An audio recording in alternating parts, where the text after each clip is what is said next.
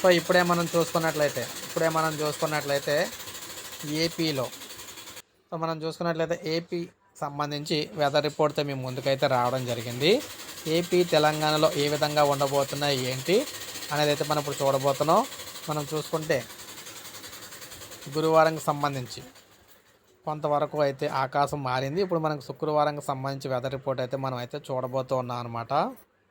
శుక్రవారం నాడు ఎలా ఉండబోతుంది ఏంటని చూసుకున్నట్లయితే కొంతవరకు ఆకాశం అయితే నిర్మలంగా ఉంటుందని చెప్పేసి చెప్తున్నారు.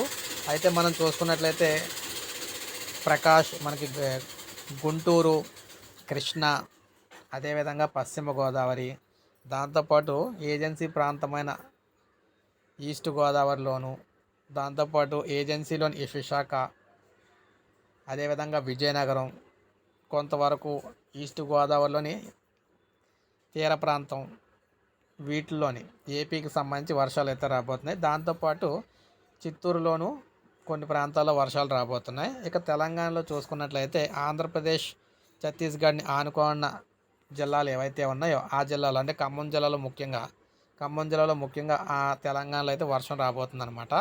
సో ఈ విధంగా మనకి శుక్రవారానికి సంబంధించి అయితే ఉండబోతుంది వెదర్ రిపోర్టు. సో ఇది మనకి తాజా సమాచారం. లైక్ చేయండి, సబ్స్క్రైబ్ చేసుకోవద్దు, మన ఛానల్ సబ్స్క్రైబ్ చేసుకొని ఫాలో